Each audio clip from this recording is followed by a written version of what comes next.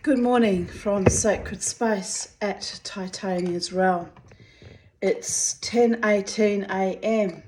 on the 23rd of July 2024. I'm a bit out of puff.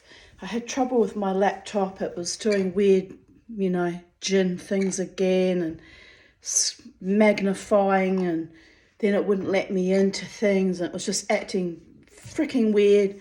So I F7'd the fuck out of it, and then it came up with a window box. At last time that window box came up, it completely, ate into it, and I had to take it to my friend Peter. But this time I just kept pressing F7, and I don't know, somehow I've got it working again. But in the meantime, I had Charlie out in the garden, and I thought I'll bring her back in with us so she can sit with us while I make my video and you watch me struggle with my laptop and technology. And it's all very, very funny until someone gets hurt, and it'll probably be me. Because if my laptop dies, well, I'm royally jiggered. But anyway, not by any royals, just saying. We all know about their proclivities. You're out of line, psychedelic dreamer. Yes, I am. But anyway, here we go. I brought the washing in. I brought the Charlie in. And I'll just catch my breath a little bit and off we'll go. Soldiering on as we do every day. Won't we, Charlie? In Titania's realm at Sacred Space, being our own level of unique awesomeness. Yes, well, you're awesome anyway, Charlie, even if Mum is really just old and tired. But anyway, we're getting there. Had a good night last night, 10 hours sleep, which I actually drifted up and down a few times, but I actually got more of a solid deep sleep, I think, than the night before, which was good. Tolerated the mask okay, which was good. I only got up twice to pee last night, which was fucking fantastic, given the night before I was up 7 times. So it's swings and roundabouts, trying to find some kind of equilibrium in my own body, mind and spirit, am I right?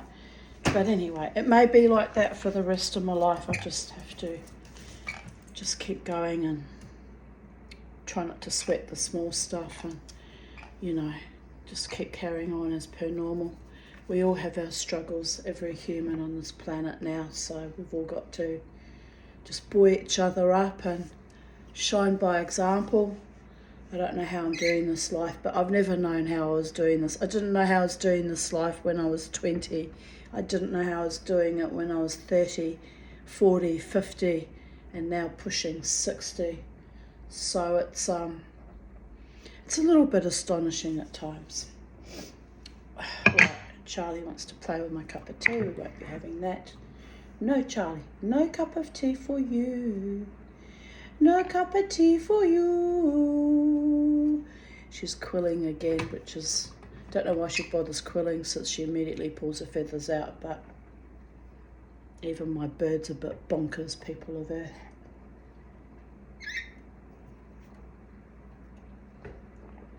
It is what it is. Right, today's memories are titled Joseph's Cloak, a Mantle of Honour or of True Love, a raiment I may never actualise. Sad but true. But anyway, I mustn't think negatively. I have beautiful souls lighting up around me every weekend, and I'm enjoying the love that's presented to me, even though it's platonic love. All love is good love, especially good, safe love. It's the best kind of love. And romantic love has historically let me down, so we'll try not to think about that. We'll try to think happy thoughts today. We'll see what my memories bring up, though. I may get re-triggered. I may not. I may be astonished, surprised and delighted. Some of my memories are quite gorgeous and delightful, and I'm glad I preserved them. Help lift me up on days when I feel a bit thin and ragged and just bedraggled and unraveling.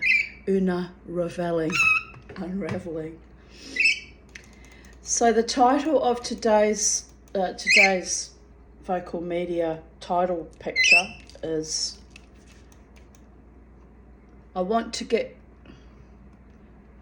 she wrote, I want to rid of clocks. I think they meant get rid of clocks. And live by the rising sun, worship the moon, walk off the beaten path, live on my own terms, fall in love with everyone I meet, although you have to be careful about that, people of Earth. By the gods, you have to be careful about that. Collect stories to tell. That, my friends, is fairly awesome, collecting other people's stories. Better yet, creating your own wondrous stories, living your very best life.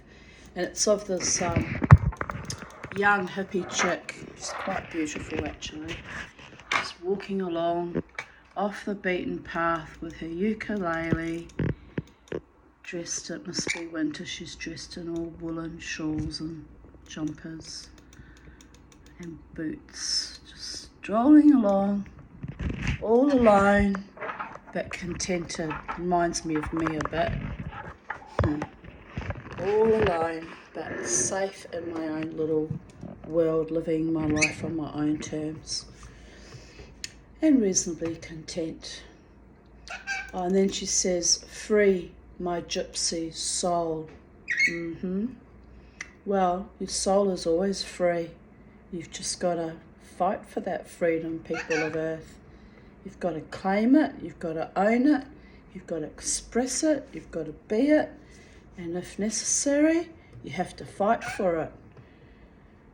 But the whole world bent over and took various substances literally into their arms without even questioning, without even much of a grumble or dissent. I'm still astonished by that, quite frankly. Still deeply, deeply astonished by it.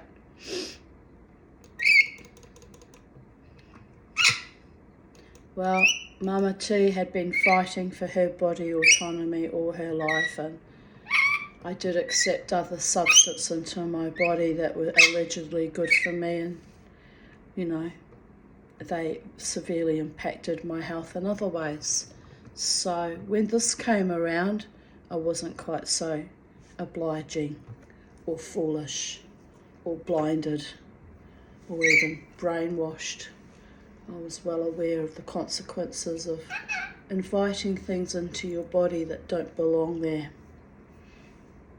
Then I find out recently about the PFOS in our water, so you can imagine how that ground my gears. I'd been intuitively banging on about our water supplies for the last couple of years actually, so it's surprising that only now, after that news, have I resorted to using a water filter. I should have been doing it all along. Silly, silly Tanya. But, you know, the mind, there's only so much the human mind can grasp of the level of evil. You can't conceptualise that our governments and councils are capable of poisoning our water supplies as well. It's just too enormously malfeasant to conceptualise, and yet it's happening. It's been happening for 10 years. So no wonder all my pets died, pinged off one by one with their smaller body frames and all the other poisons I was adding to with the tick medication and the flea medication. Mind you, I did have a few pets die awful, awful deaths from paralysis ticks, so I was trying to prevent that. So sometimes damned if you do and damned if you don't.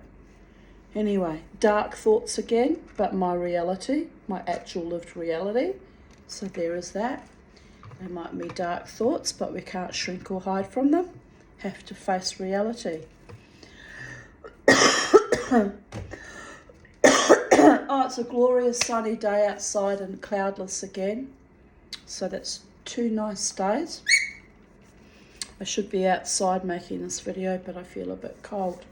so I'm inside, but maybe later about midday-ish, 1 o'clock, when it warms up a bit more, I'll sit out in the sun a bit, out in the grass, do some grounding. I need lots and lots of grounding. Anyway, here we go. 23rd of July, 2000, just going to shit again. Can you shit on that, please? 2023. Turn your bum around, this way. Just do it, turn around. Poopykins on there. Are you in a scratch now? But I wasn't offering you a scratch. I was gesticulating for you to turn your tail around and poop on this cloth so I don't have to play catch up. That's a good girl. Oh, you was a clever bird. Oh, you was, do you like how I talk to him, baby talk? Oh, you was a clever birdie. I know. She still hasn't shut though. She's saving a big globulous lumpy crap for somewhere that'll be hard to access to clean. Just because she can, because she's alive. You know. Birdie num num protest. Yes, I do believe she just did it. Oh dear goddess, here we go. Let me just try not to twist my sciatica too much. That really freaking hurts, by the way. It's grinding away. Grinding away, grinding away. I'm not given to weakness or pain. The grunting is my sciatica pinching me. Right. Oh, isn't it wonderful being old and glamorous? So adorable and sweet. Who loves your baby? Sad but true. But anyway, where was I? 23rd of July. It is pinching a bit too. Mama needs to, I need to put something like something from the tree or hang off a tree branch. Good sod, and just hang like by the arms and just straighten up my spine. What do you reckon, Charlie? I don't even know how I hurt my sciatic nerve. It started last Thursday. It didn't do anything. I don't remember pinching my back or twisting. It's just bizarre. Bizarro. It hurt a lot last night too. It really did. Yes, I know, Charlie, I'm busy. And I know. Another lovely day. I was still exhausted from dancing on Friday night. So lay in my hammock listening to podcasts and fell asleep. It was comforting, lying in the hammock and sleeping. Charlie was up the tree and Bobo lay beside me. Later in the afternoon, I cooked pumpkin soup. I froze most of it down. Then there's a big jump of 3 years, which means I've been fucking censored again or something's been removed. The motherfuckers. Anyway, 23rd of July 2020. I've had a lovely day. A visit from my beautiful soul friend Lynn. Another brief visitation from Dave, a very nice man named Dave down the street. Like my neighbours down the road, Dave and Margot and their 2 little children and their little puppy Rosie. With his puppy Rosie. I told him I've missed seeing his family. I have. I'm missing them again. Haven't seen them since his wife's birthday on the 11th. I haven't seen her before that, actually, since my birthday. Anyway, I need to go. I need to bake some nice yummy cakes or some nice cupcakes or something nice. They'll have to be gluten-free because one of the little girls is now, it has to be gluten-free. And I'll go around there one day and have afternoon tea because I didn't give her a gift for her birthday either. I feel awful. And so we've arranged that we'll have a lovely afternoon tea, but because they work all the time, they're so busy all the time, and then they're busy with the children, so I haven't seen them. And but love them deeply, lovely family. Actually, one of the few Davids that I've met or had in my life that's not a fucking asshole. Isn't that interesting? And gets even more interesting. The surname is Anderson, which is my father's great-grandfather's name, Anderson. So they're practically family. Or they have the same, familial names. True Viking name too, Anderson, Scotland, from Anders' son. Anyway, you kind of have to laugh. But anyway, he's a very nice David, is what I'm saying. He's a gentleman. He's kind and sweet and loving and just an absolute sweetheart. A very rare personage indeed. I think very highly of him and his sweet little family. Then I watched a horror movie, The Visitant, which was quite good. Then a few other movies and documentaries. Then tonight I had a lovely phone call from Crystal, who rang me to tell me, what are you doing, Charlie? It was a crow flying past. It's outside. It can't bother you. And also, you're not normally scared of the crows. Have they been harassing you lately? I think they have. Never let the bastards grind you down, Charlie. Hold your ground. Where was I? Then tonight I had a lovely phone call from Crystal, who rang me to tell me that her director had admired my decoupage dining table. He was distracted by it on our little show reel I made with her to help her with her script blocking. So she told me I need to put all my artworks on my Instagram. So I posted 2 photos of the table on there. I told Crystal I had to block some crazy guy that kept bugging me, and I don't really know what all the following is about on Instagram. I hate being followed or stalked. I really do. She said, excuse me, all sorts of things happening. Never mind. She said, you get sleazy guys who slide into your messenger and try to DM you. You just block.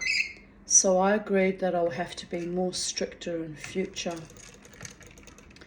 I just watched Mucho Amor, about the life of Walter Mercado, the Puerto Rican astrologer who was non-binary and had such presence and spirit.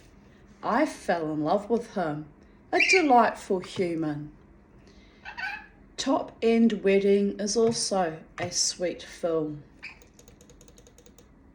I usually avoid movies about weddings. Weddings give me the heebie-jeebies. I think because my own wedding was so fucking awful. But apart from that, weddings have always kind of creeped me out. It's like, I just see it as a form of white slavery, actually, I don't have any romantic feelings towards weddings or marriage at all, because I guess my own bitterness and cynicism from my own experiences. But I guess other people have had the most romantic and beautiful weddings and the most wonderful marriages and lives. So I mustn't keep thinking, negatively about that. It's just something that I've just never been quite able to feel comfortable about or safe about. I see a bride and all I think of is, oh, you poor bitch, you've got no idea.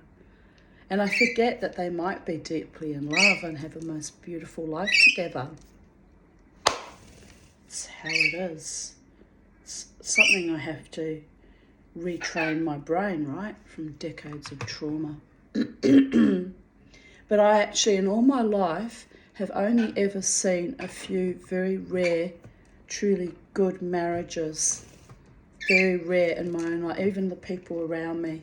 Most of them are miserable as hell, or faking it till they make it, or staying together for the sake of their kids, which is a very, very bad mistake. I stayed far too long in my own marriage for the sake of my kids, and they were very damaged by it, by the way. Or they just have sexless, lives living like brother and sister, and again, for the sake, I suppose, for financial reasons, holding it together.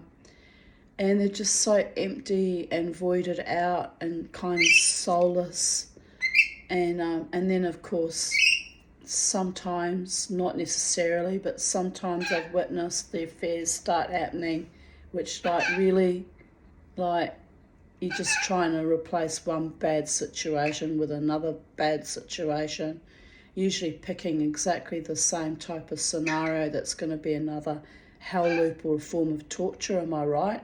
It's the other reason why I made damn sure that I never got into a marriage with anyone. But to be fair, my angels protected me and made sure that I picked men that were not exactly committed, so I didn't have to worry about that. It's probably in the back of my psyche. I probably did that quite deliberately, actually, not wanting that level of intimacy or commitment with someone that fakes love for you and then turns savage the minute you sign the wedding certificate.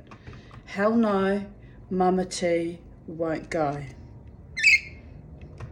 As I said yesterday, it's preferable to stay alone, even though it's hard to be on your own, than be in a fake, superficial, unloving, unfulfilling, unprotective, undernourished, underwhelmed, immature, fucked up partnership with someone that doesn't have your back, doesn't have your front, doesn't even fucking like you, per se.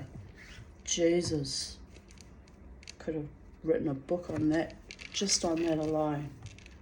Lying in bed next to a man that doesn't even like you one iota, have any respect for you, bad mouths you to every member of your family, every member of his family, and that wasn't enough. All my friends, and then my customers and my business as well.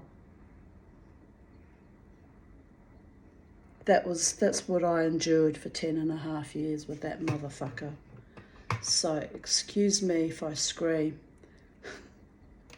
I really made damn sure that I didn't repeat that situation ever again.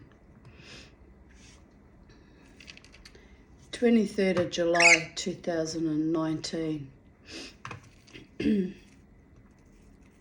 It's an exquisite morning. I slept well. Oh, yes, it is no, it's 2000. I thought it was a big jump again, but it's not. It's an exquisite morning. I slept well.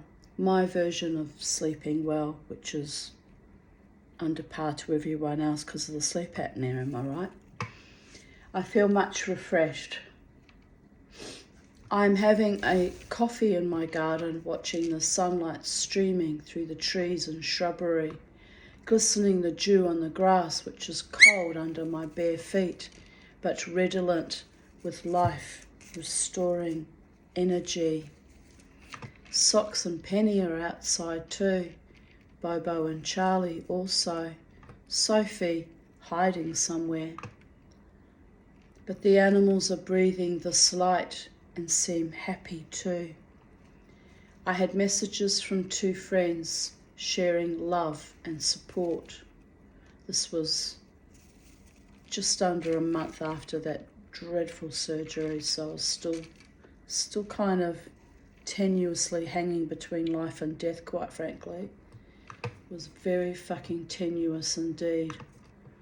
Very, very hanging by a thread, like a spider hanging off her own web of life, just dangling.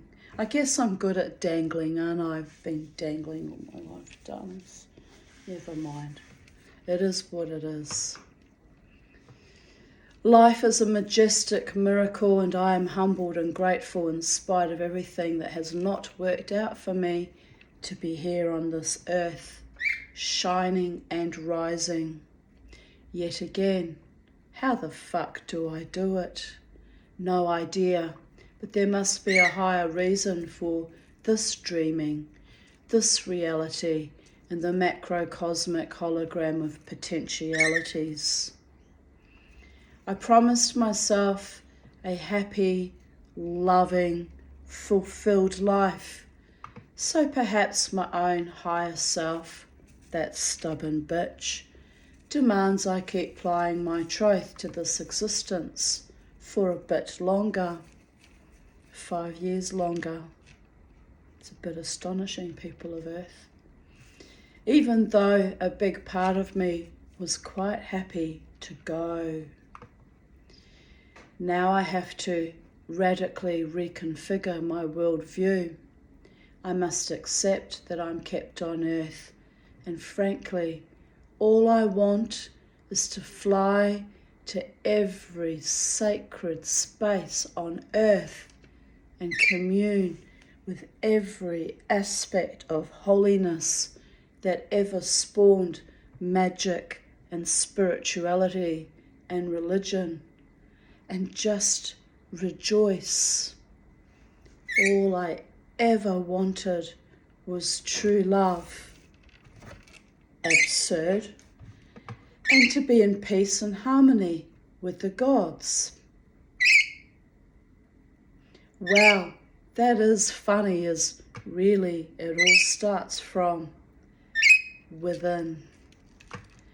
I am my own woman and man and inner child. She who cleaves to life, even if it means throwing an epic berserker tantrum and taking an entire hospital team down with me. Indeed. Something magical happens when you believe in yourself and your divine right to safety. Something powerful and utterly terrifying, but so fucking grand. I am in love with my new version of me on that almost last breath. I was smiling with grateful acceptance of greeting the new paradigm. I was sent back to fight another day, literally fight. It's not fair, it's not cricket, but I did it, no regrets. I want to lull myself in the healing waters of Byron Bay.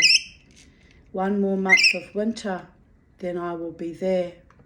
Okay, maybe 2 months.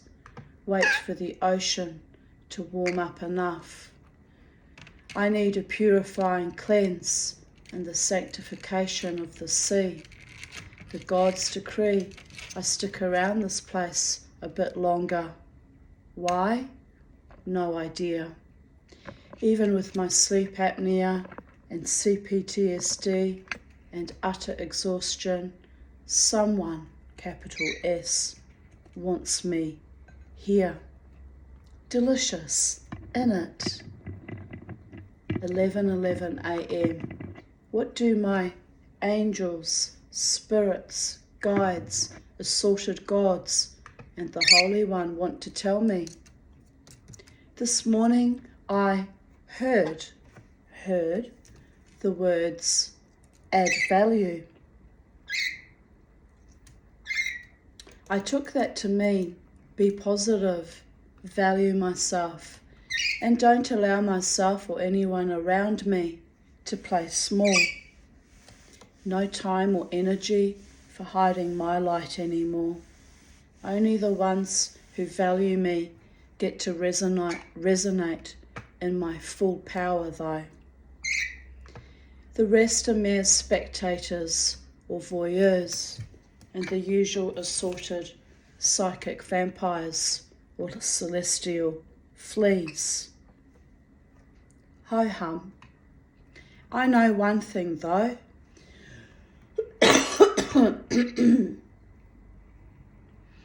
God, in their infinite awareness, really does have my back.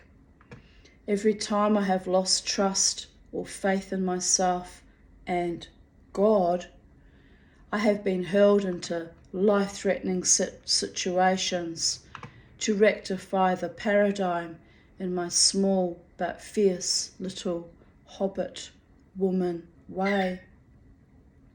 But for now, oh God, can you just allow me to recover my physical strength? I need a strong body to match my strong mind. Oh, and thank you.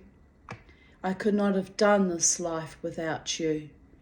I don't like being a catalyzer or a lab rat though. I truly believe I deserve a better, more serene, loving life. But what I wish for myself and what Hashem determines for my highest growth and potential might not be the same path. But so many were thrown into my personal vortex, pardon me, and so many lackluster, evil people were purged from my life. So I must be valued. If not, value added. Power up, bitches. Be ready for anything. I can feel the divine feminine pulling at my crone whiskers. She won't suffer any fools or any abject tools.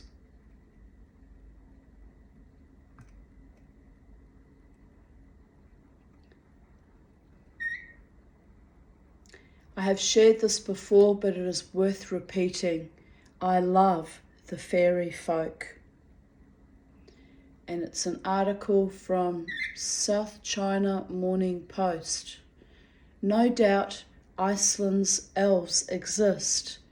Anthropologists certain the creatures live alongside regular folks. I don't see why not. Just because we can't always see them doesn't mean they're not there. Hence little voices that tell me things from time to time. Am I right? That freak me out, but then happen to be accurate, not lying. I appreciate when my invisible ones are not liars or tricksters or deceivers, by the way. I really value, add, and appreciate that. Speak to me in truth and honour and integrity, or don't fucking bother to speak to me at all.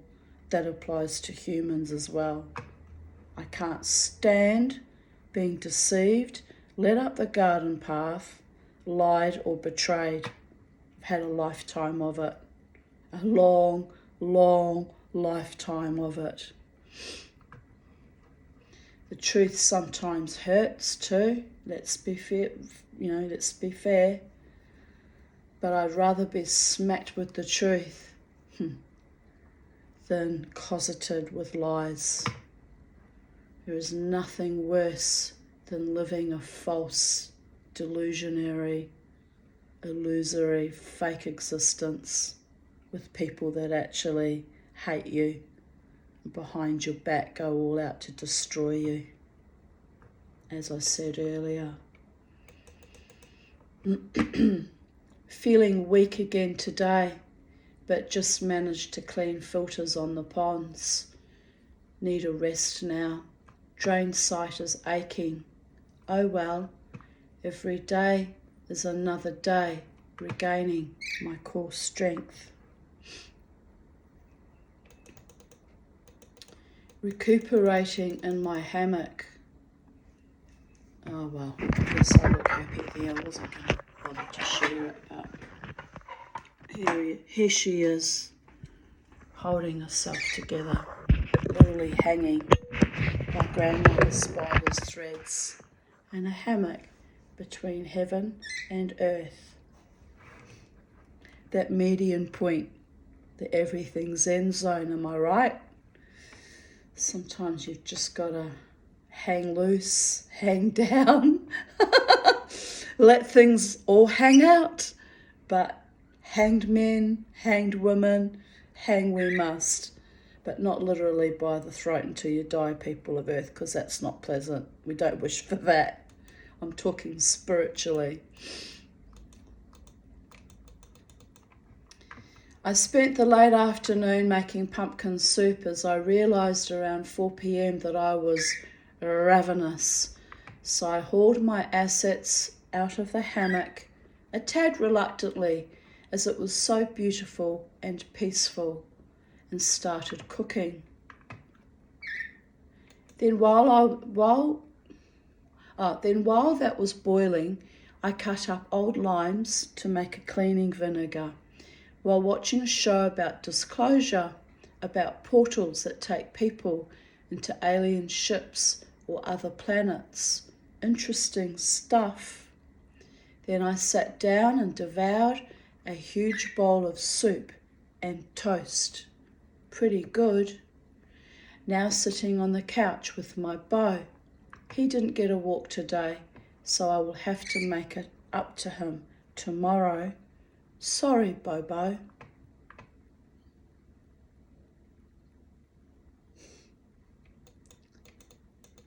July 23rd, 2018. Charlie and I haven't had a walk all week either. It's time we had a walkies today, isn't it? When we finish this, maybe we'll go for our little walk around the block. We'll go visit Blue Boy and Rosie. Yes, we haven't been to see them for a while. I know. She's listening, so. Anyway, in 2018 I wrote, I had a beautiful weekend. Thank you, Holly, for buying me dinner at the Burrow the evening before you fly home.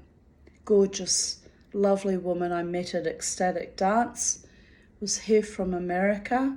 She was instantly drawn to me and befriended me and invited me out for a lovely dinner, and it was just gorgeous girl. To you, Holly. I appreciated you making time for me and the lovely chat. Very encouraging chat too. Very gorgeous, gorgeous, kind woman. Sometimes you meet people in this earth that are just earth angels. They come out of nowhere. You don't even know really how they've suddenly arrived in your life, and they leave just as randomly and quickly as they came. We are still friends on Facebook though. But it was a tad astonishing, you know. The people that love you and see you, even with your varied, in my case, many varied trauma issues, that just recognise a kindred spirit. She had very similar background to mine, unfortunately. And so she was just drawn to me, and it was astonishing, really astonishing. And lovely, lovely woman. Had very similar bad experiences, including she'd also had a very difficult marriage and very, very traumatic childhood. And here we are, Holly and I. I think she's about 10 years younger than me. Holding our own on planet Earth, strutting our stuff in spite of everything.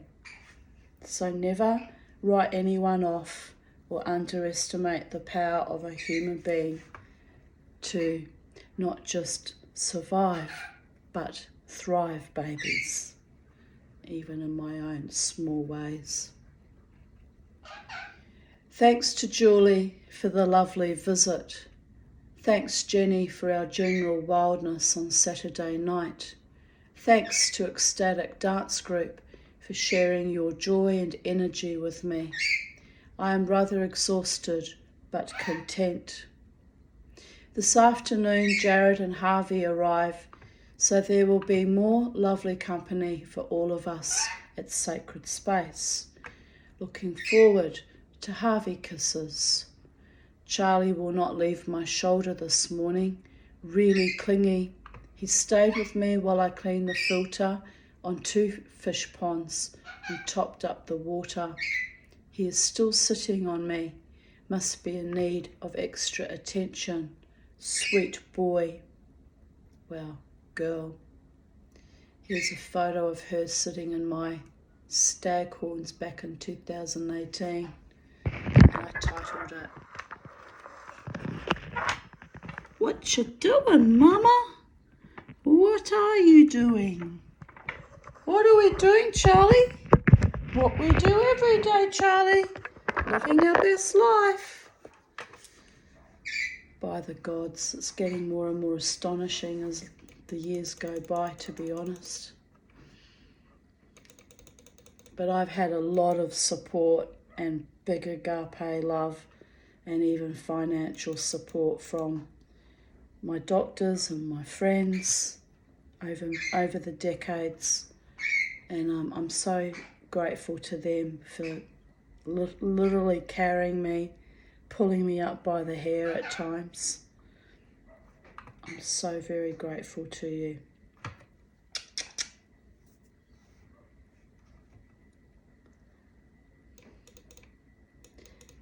23rd of July 2017. So exhausted yet can't sleep, a few hours here and there. I would go out again, except my feet are still stinging from last night's revelry. So here you go, here's the proof. If I dance too wildly one night, I can't sleep the next. I'm like supercharged in my body. Just got up to discover a dead sheep on my front verge. I went over to John immediately. Big dogs jumped his fence last evening. Missy is still alive but suffering under his house. The council just arrived to remove the dead little one. I'm really upset for him. He is a crazy mofo, but he loves his sheep. Not really. He didn't really. It was quite sadistic in the end. I offered to lend him $100 for a vet to come out for Missy, which is a lot of money for me to offer to lend, by the way, given I don't have much money on a disability pension. But that animal needed veterinary attention. Here I write, as she is suffering from a gash to her ear. Actually, the gash went from the top of her head right down her ear and right down almost to her throat. A huge gash, and the bone was exposed. Horrible, just horrible. John says the two big dogs will be put down as they are dangerous. It's probably a lie too. I said, yeah, lucky it wasn't a small child, but little one is dead. Awful. I'm furious as I predicted this might happen. I warned him. I said, no good getting sheep here. I said, how are you going to protect them from the foxes and dogs? Oh, nothing will happen to them. The idiot. I went over to John's because I was actually intuiting, telepathically picking up on that sheep Missy's pain. I could feel it from across the road in my own little house. I was suffering alongside her as if it had happened to me. It was really weird, the level of empathy I had with that sheep. I also knew he was a bit not right, so I worried constantly over the animal. I felt helpless to do anything to protect or defend her too. That was a sickening feeling, like watching some kind of domestic violence situation unravel and being too scared to interfere, which is cowardice, by the way, but I get it, been there before too. Sometimes you don't know whether to get involved or not. So I'd get involved and I'd get myself nearly fucking killed too, by the way. But there's nothing worse than a coward that sits back and just turns its head away and hopes it all magically goes away, by the way, leaving women and children suffering, or in this case, an actual sheep suffering horrifically. Dear goddess, I'm just re-triggered thinking about it. But anyway, here I write, because I have to move through it, babies. It's my reality. I went over to John's and we got a bucket of warm water and I tried to wash the blood away from the wound. I covered her in an ancient but very warm sleeping bag I had still from my marriage, from when I was a newlywed and we used to go skiing. She went to sleep after feeling much warmer. Poor bloody animal.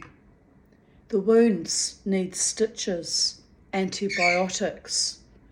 I hope she will be okay. I smacked my head on one of his floor beams and yelled at him, "Man, I don't even like you. I am only here for the poor blasted sheep. Nearly knocked myself out now." He laughed, silly old man.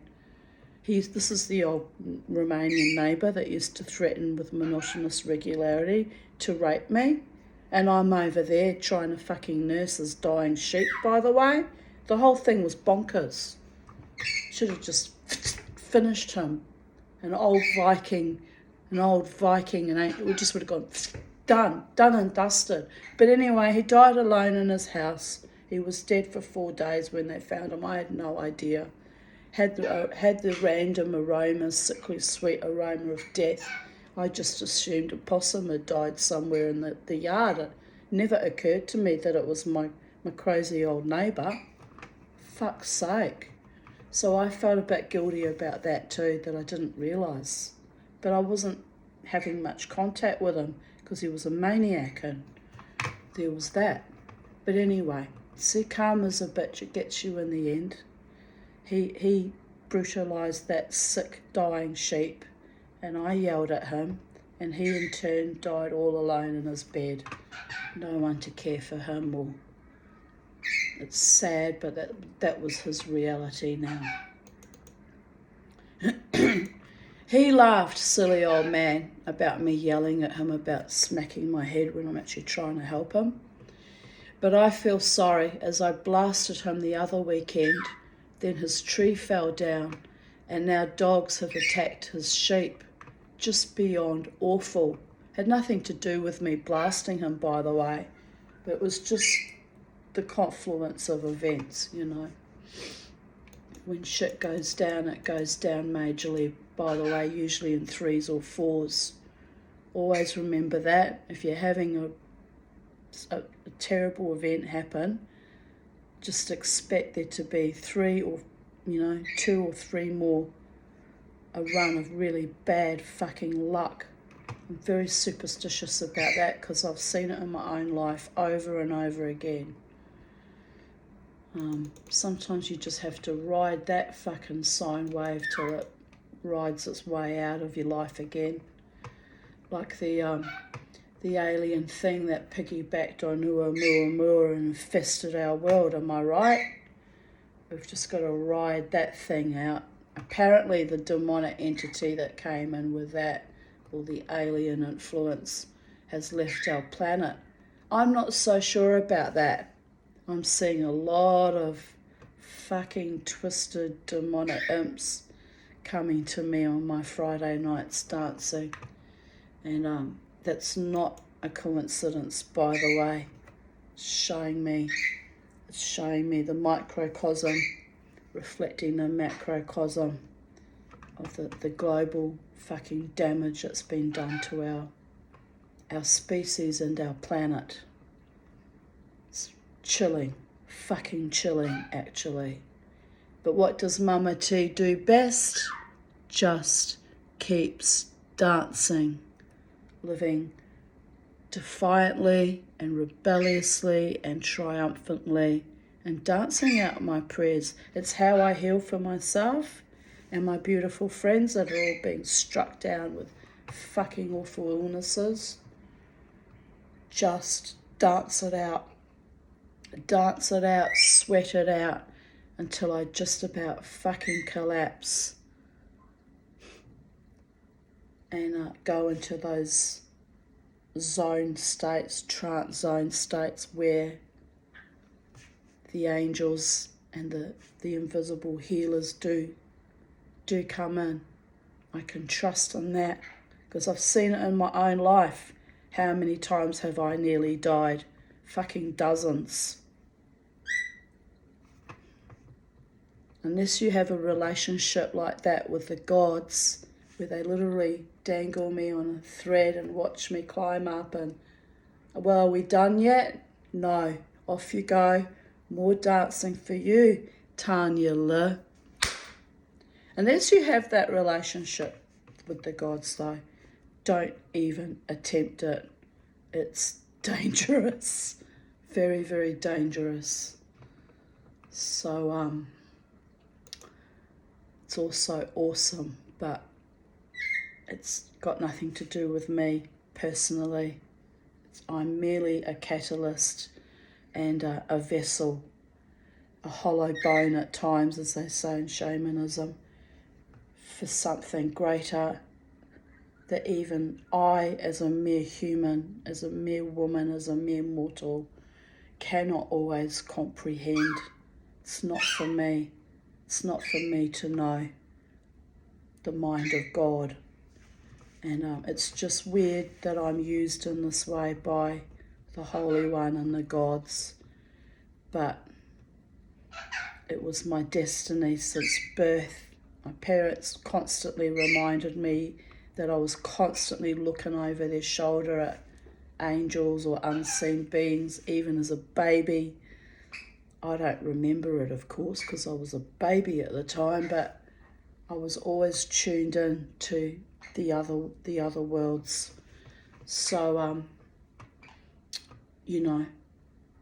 I shut it down for a long time because you have to live an ordinary reality, get through schooling and workplaces. But now, since my last near-death experience, seriously humbling, terrifying near-death experience in 2019, I know who I am now and why I'm here. And it's taken me all these years to recover from that surgery, by the way. But I know I am in service. I even see it in my videos that it becomes almost like channelings, and I look back on my videos like, what the hell are you talking about, Tanya? What is that even about? But if I'm emoting it or if I'm speaking it, it's something that needs to be said. Might make me a lot of enemies because they don't understand or they hate me anyway and they look for any fucking excuse. But if I'm expressing it, it's necessary on some level for someone to hear it, even if it's only my own self, to remind me not to buy into the bullshit of other mortals. No one knows what's best for you, by the way, but you. And you have a choice. Choose life or chase death. Death comes to us all ultimately. There's no getting out of death card. Death and taxes, am I right? But choose as much as you can to live with great honour and self-determination and self-respect and dignity, so that when eventually death finally takes you by the hand and leads you, that you will go with great dignity and aplomb, with grace and with peace, knowing that you lived your life to the very best of your capabilities, in spite of everything, sometimes to spite everything, and you won't have any regrets. You won't look back at, I wish I'd told that person I loved them, or even though I made a goddamn fool of myself, or I wish I hugged that man that I had an intuition when I worked in Queensland Police Service Academy that he was about to suicide. I wish I'd stopped him and said, I know what you're planning, please don't do it. You're only going to hurt your family and you deserve to live your very best life. Or at least my instinct was, that man needs a hug. And because he was a high up detective and I felt beneath him on some level in the superficial ranking of human hierarchy that is just all nonsense and superficiality, because as souls we are all equals, by the way, under God. I should have just gone up to him and said, I can sense your pain and may I offer you a hug. He might have said no. He might have said yes.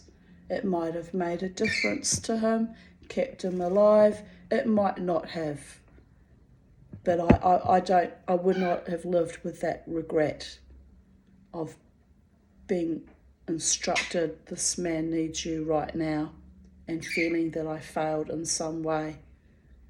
Mind you, he was a virtual stranger to me. He was just someone that came through admin and on his way to pick up his paycheck and move on through. But there's a few things I've regretted not following my intuition when it came to me that this person is in desperate need. And then there are other things I regret, like being too loving and too giving to fucking monsters like Sarah and Dave, those fucking creeps. Helping her when she was blind. Being a true friend, only to get kicked in the face by it, because it's not human, I'm telling you that. Only to get kicked in the face for my sweetness and kindness to her. But I struggled with that neighbour across the road with his dying sheep for 5 days until I couldn't take the feeling, the screaming, the spirit screaming of that animal's spirit screaming at me every day. Help me, I'm suffering. How I could hear it. I was hearing it in English words, but of course the animal wasn't putting out English words, was just putting out its soul signature of help me. In the end I couldn't take it anymore. So I rang the RSPCA and they did come, and there was an awful fucking fight about it too. And then they lied to me and said, oh, thank you for what you did and the sheep's going to survive. Bullshit. That sheep was beyond surviving. But it was a sweet lie, because they knew I was only going to suffer more knowing that it was too little, too fucking late. But this is the fragility of life, holding back out of fear of repercussions from what? Some demented old rapey maniac? Letting people think they're better and stronger and more powerful than me when they don't know shit. Like the idiots that promoted the recent bioengineered programming. They don't know shit. They don't know shit about life. They don't know shit about their own bodies. They don't know shit about their own spirit. They don't know shit about their own divine inbuilt power that's built into each of us, our souls. They don't know shit, but they're trying to tell me what they thought was good for me and that I was evil and rotten. Oh, the irony. Oh, the fucking irony. Well, now we know, don't we, our planet, all of us, what happens when you don't hold your ground and fight with everything you have to keep yourself safe.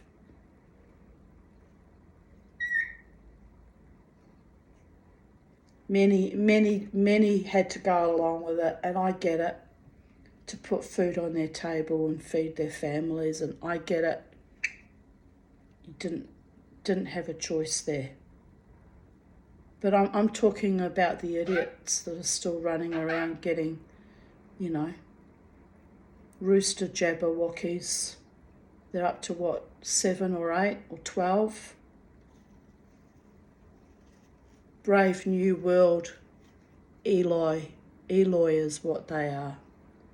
Completely evacuated out, seeded their souls and their bodies for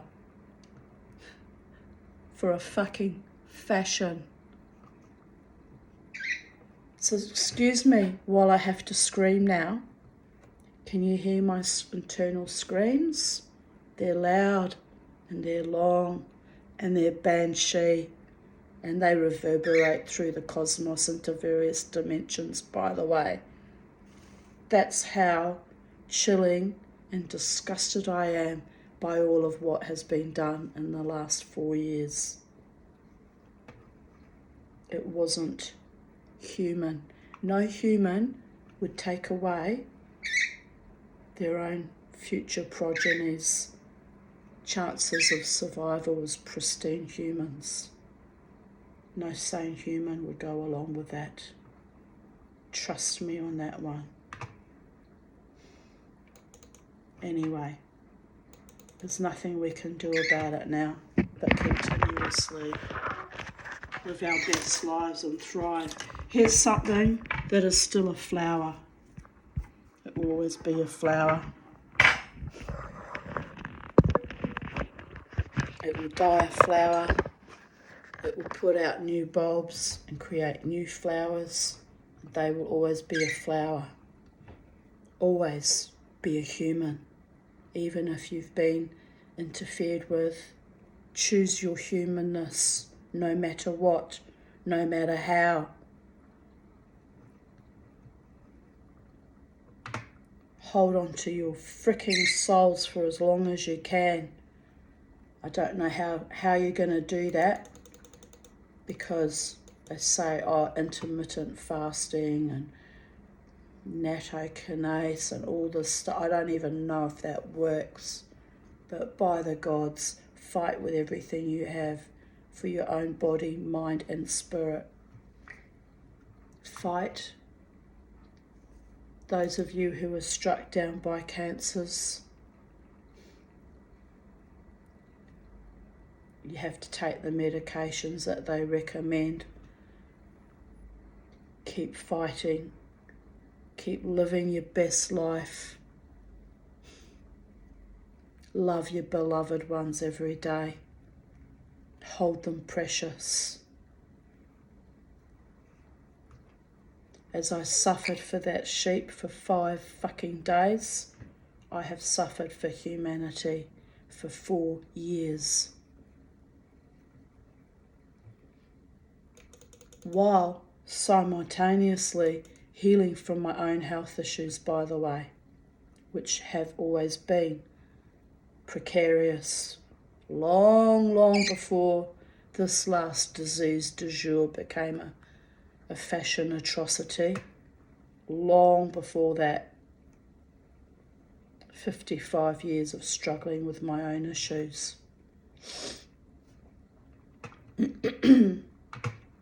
So here we go.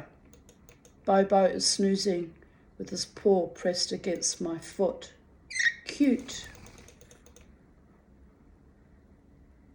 Bobo, who was also stolen from me by governmental toxification and malfeasances, shit in our water and in their food and medications. If I ever get another dog, he will never be fed dog food or kibble, only real food.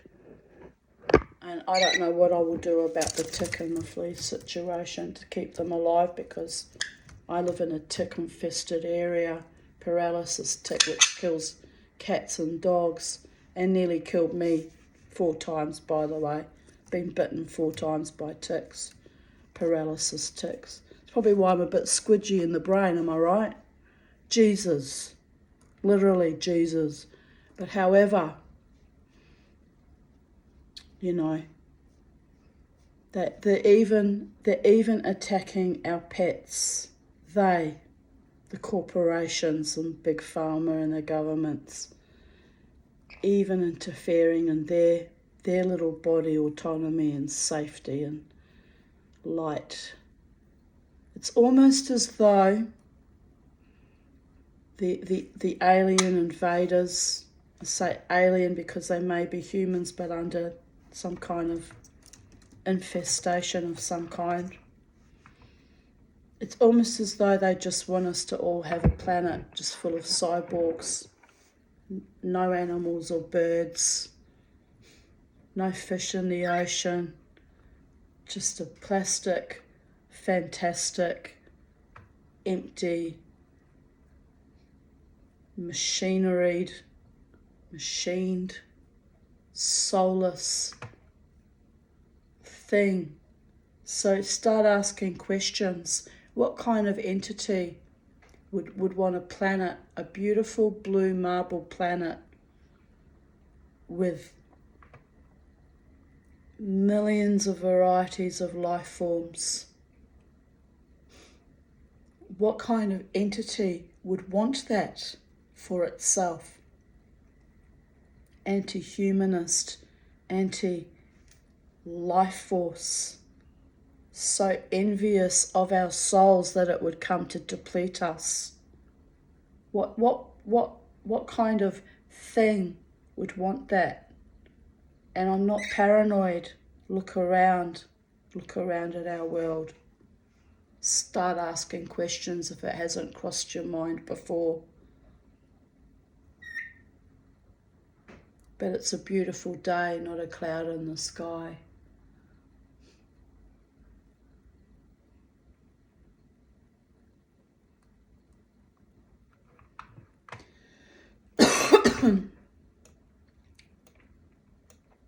Sometimes you have to shut off looking at reality to stay sane, people. Not go into denial, but just switch it off for a while because it's too enormous. It's too hard to exist in that reality. You have to just cuddle your bird. She's leaning against my hand, snuggling. It's all you've got left, babies. No human man to love me, no human woman either. Just my bird holding it together on planet Earth, waiting for the gods to show me where to next, who genuinely loves me and who is genuinely protective and kind and soul nourishing. 23rd of July 2016, 2:24 a.m, waiting on the Nightlink bus to go home. Boy, am I tired. Asthma has been bad all night, but I still had a wonderful time dancing with my beautiful friends in that casino.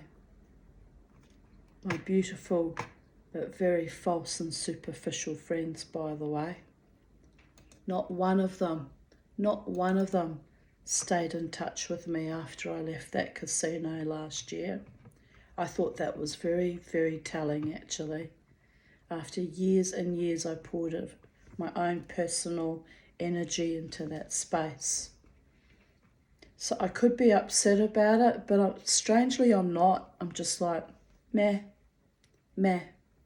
It's been too much of it over the years. So here now, 8 years later, I'm pouring my energy into another club and another venue. And I'm supported by my friends in the bands because they love me. They love my wild dance, contributing to the vibe. And I'm just, continuously doing what I have always done. Dancing, living vibrantly and freely as much as possible given what I know about life on this planet. Here it is. Good. I abhor public transport, but it was easier than paying hefty parking fees as I was in the city early for shul, for synagogue. All I can think about right now is my bed and a nice hot cup of tea. 2:58 a.m, home safe. In so much pain it physically hurt to get up my 12 steps, but I managed it, smiley face. 11:04 a.m, Just woke up to wild blustery winds, which means I can kiss all my hard work from Thursday goodbye. The homemade recycled paper will be everywhere. Happy. For the sake of heaven, I followed a direct order from above. It had been delayed by a week as I was trying to ignore it. But Hashem, God, knows best. I don't even remember what that was now. Probably ordered to ring somebody or make contact with someone. And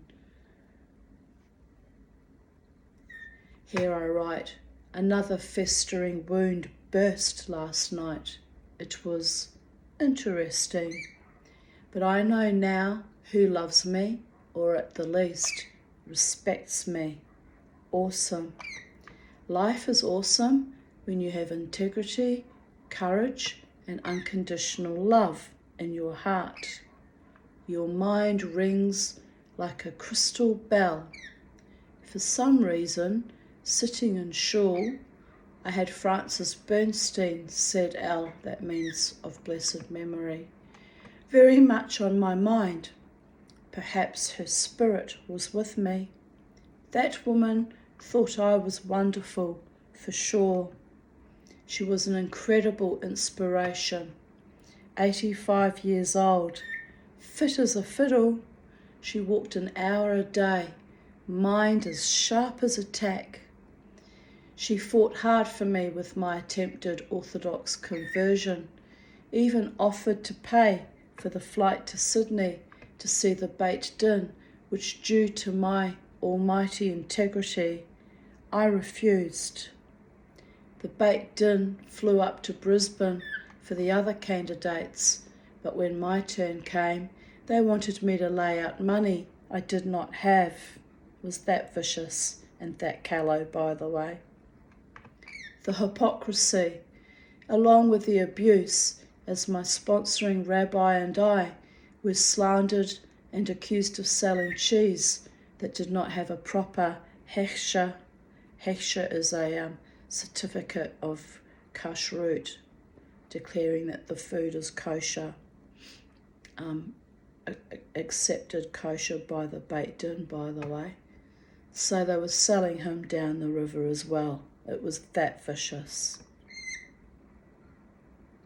This is why eventually, took a long time even after that, I distanced myself from being a practicing Jew in my community and participating in services. Like, what was the point when you at every turn viciously attacked and stymied for no good reason but other people's envy and spite and maliciousness? So that totally put me off completing the conversion. Disgusting people to damage Rabbi Cohen's reputation and career in that way. Beit Din of filth. I still feel that way about it to this very day, 30 years later. Newly widowed octogenarians, that was Mrs. Bernstein, should not have felt she had to pay for me. No, she should not. She felt so hurt for me that I had been abused and betrayed in this way. But I was happy with my decision. My soul, values, integrity cannot be bought. She cried, but she understood. Today I am praying hard for prosperity, true, loyal, faithful love, and a commitment that lasts for the rest of our lives together. And hopefully in a happy commitment, by the way. For healing, no, not just hopefully, it has to be a happy, harmonious, loving commitment, or I won't enter into it. I just won't. I've been tricked before. Badly tricked and betrayed before. Too many times. The healing of my trauma and depression, in short, a miracle. For all blockages, walls and impediments to be removed that have stymied my creativity and success all my life. First it was my family of origin that held me slave to fear, doubt, depression, oppression, suppression, that filled me with a sense of immense failure and disgust, that taught me I was worthless. Then it was in my marriage and after my divorce, an explosion of attacks on my life. Here I am, a survivor, still praying, hoping, wishing, yearning to thrive. I had a taste of glorious triumph after the will dispute ended, and I had my small windfall of inheritance, a tiny fraction of what was supposed to come to me. Even my lawyers were shattered and horrified and cut their own fees, almost unheard of. So I had enough to buy my car and fix my teeth and buy a bed. Heroes. Well, they weren't really heroes, actually. They should have fought longer and harder. They sold out at the end to monsters. So they weren't really heroes. There's another word for that. But I was just grateful for it to all be over and have a bit of money after that nightmare. And Jesus. I too was a hero. I went out into the world, to places even angels fear to tread. I was their witch, their angel, their muse, according to the gods of their understanding. I stood in my own mana and held my own amongst murderers, thieves, drug dealers, and princes of the night. I learned I am powerful. I counselled young women, survivors like me, that their lives are not dirty, wasted, or useless. That only their abusers taught them that, and they must fight that belief as it is wrong. It is a mantle of death and despair that they put on, but must stand under it, naked, radiant, and clean. That one day they will throw that coat of filth to the ground and trample on it. They will put on a new cloak, the coat of many colours, the coat of psychedelic dreamers everywhere, perhaps Joseph's cloak. Their mantle will be rich and woven with love, experiences of profound joy and meaning. What are you doing sitting there like that, Charlie? You're acting weird. You are. You're acting quite weird, Charlie. It may be invisible to human eyes, but it will cast a gleam of pure radiance in your eyes. It will make mortals step out of your way or grovel at your feet or love you with a love that is pleasing, nurturing, accepting. Never again will you bite down on the bitter poison that is neglect, abandonment, betrayal, and a seeping wound that is grief for a life that was robbed from you, even as a small child. You will sing or dance, pardon me, or play or write or jump into puddles or swim or play beautiful, joyous music or build things with your hands. Your creativity will fill your days and nights with happiness and satisfaction.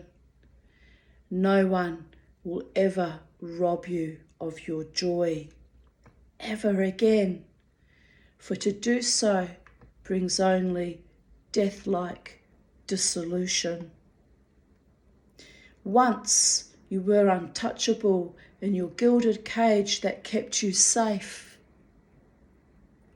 Now you are untouchable in your valor, zest for life, and deep, deep love for yourself and those in need of your love and support.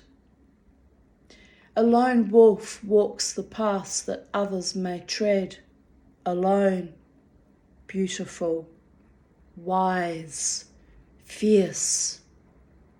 She honours those brave enough to walk with her at the end, but her journey has been a lonely one. Solitude brings peace after a lifetime of ugliness. She sniffs the winds, surveys her territory. Storm coming, wildness sets her soul free. Welcome. Wild things cannot, must not be tamed, shamed, or blamed. We do or not do according to our inner guidance. We must be free. Later I wrote, I wish I had money to go to Byron Bay, damn it. I've been to the dog park. Beauregard had a nice time. Now time to rest again. Maybe go dancing later if my chest eases up a bit. 23rd of July 2015. Still resting in bed, coughing a lot less, fever broken, but it comes back as night falls. I reached my peak last night when I prayed to die. Shit happens. Still here, smiley face. I think I'm gonna live a while yet, mind you. Only a month after that, I attempted suicide, so death was circling like a fucking vulture. At that point in time in my life, 2015, it was deadly fucking serious. Very inconvenient, but there still might be some more fun to be had. My ribs hurt like, and I don't mean by the word fun, I'm not talking about sex, people of Earth. I'm talking about actual fun and childlike enjoyment and dancing and wildness and being carefree and happy and pristine. And I guess if you're gonna have fun of the sexual kind with a man who adores you and treats you with honor and bliss and comfort and sweetness and is genuine and authentic, if I'm gonna have that kind of fun, it better be with the right man. Am I right? But I don't usually mean when I write I want more fun that I mean anything of a sexual nature. It can be fun if it's with someone who adores you, but that's not my idea of fun. It's not what fun for me is dancing as wildly and as joyously and triumphantly as I can, and then collapsing or going out, to a beach somewhere and exploring, or going into the forest, being at one with nature, with friends who love me and are trustworthy. That's fun. Talking for hours, heart-centered and heartfelt, with people who communicate with me openly and directly and lovingly. That's fun. Having a few drinks and a nice meal, with convivial company, for people that enjoy my company too. That's fun. Staying alone, watching TV on the couch wrapped in a blanket with a hot chocolate, or maybe some actual chocolate. I need to stock up. I've eaten all my chocolate. Oh, that can be fun too. It's all forms of fun. Doesn't have to be sordid or, whatever. You know what I mean. Jesus, why am I even going on about this? Anyway, after writing there might be some more fun to be had. I continued on. My ribs hurt like hell from days of coughing, but that will settle down. Mood, ? Okay, calm and resolute. Which is interesting that only a month later I attempted suicide. From a calm and resolute mood, that shifted dramatically, didn't it? Well, there was a lot of evil going on that year. That was one of the worst years of my entire life, and I've had very, very bad years, even in early childhood. Getting lots of cuddles from Miss Penny, who was my nurse cat. Later I wrote, miss my grand rabbits, yes I do.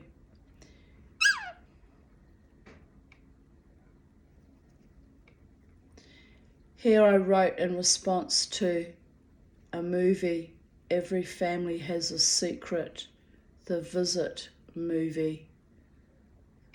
I think it was about this old biddy that was killing off all the neighbours and her family members one by one. So here I wrote in response to that. Like visiting my mother, really. I used to disassociate, go fetal on the couch and pass out to sleep. I had to tune out her energies for years. Sometimes I still do. Thankfully, she's left my energy in recent years, so I don't have that constant oppression like an albatross hanging over my neck anymore. But it was years after her death that I was still feeling her around me, suffocating me literally. The fucking evil creature that it was. My other way of tuning her out was by reading her magazines or a book, hell even local papers or cereal boxes. It was impossible to be fully present with her. She was like a soul-sucking vampire, draining me of every fibre of my essence. Oh my God. This is what narcissists are like though. They are like vampires. They suck and suck and suck until you're completely eviscerated. You no longer even hardly have any identity left. You're just a walking husk.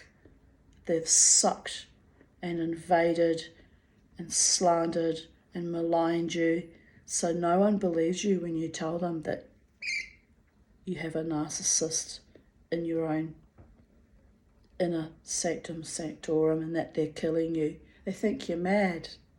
Later on they find out you weren't quite so mad after all. You were right all along. But until they experience it themselves, they simply don't believe you.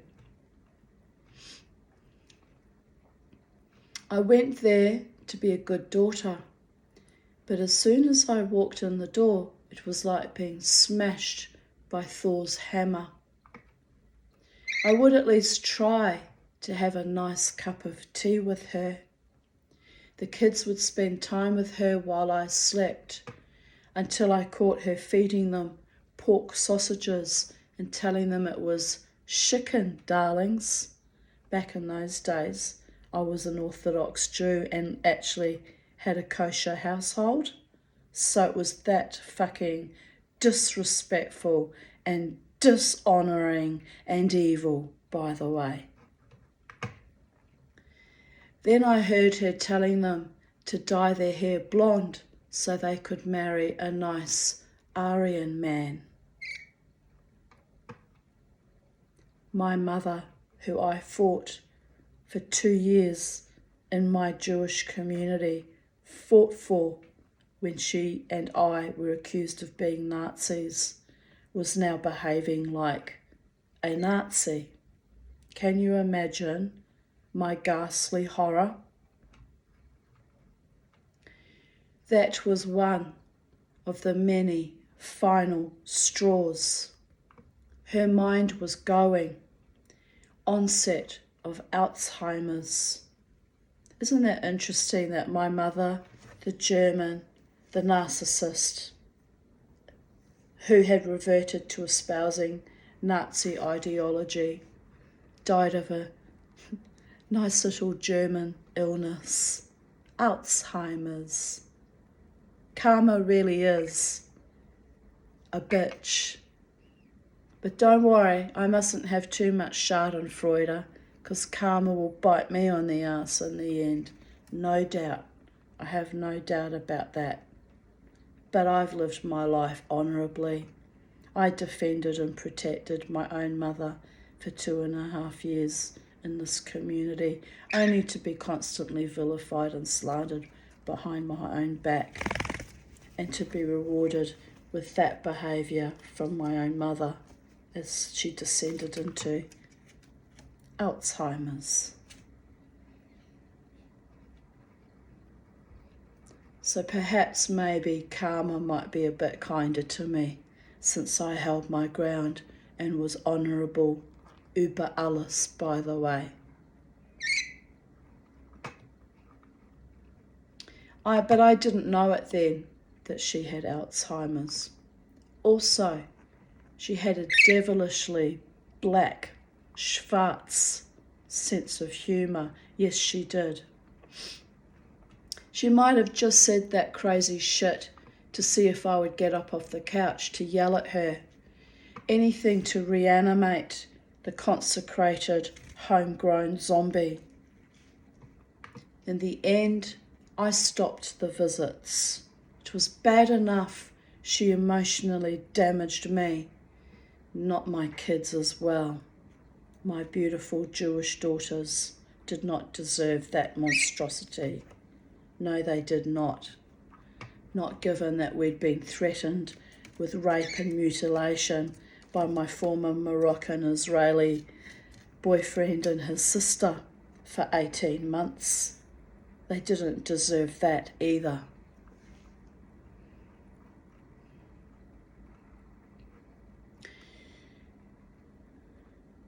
It took a shocking, disgusting comment on her part, referring to my half-sister and I's child sexual abuse. You were both dirty little girls, and you deserved everything that happened to her, were her actual words to me, when she dragged me to the lawyer for her latest version of a will that was invalidated by the marriage to the con man anyway, and more viciousness piled on by that man. So I walked away from her. I said, rip up the will. I want nothing to do with her ever again.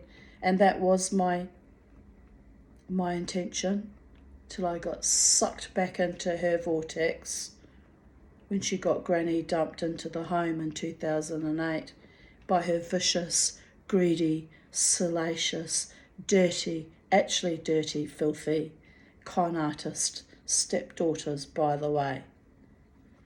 But my half-sister and I were the dirty little girls. Oh, the irony.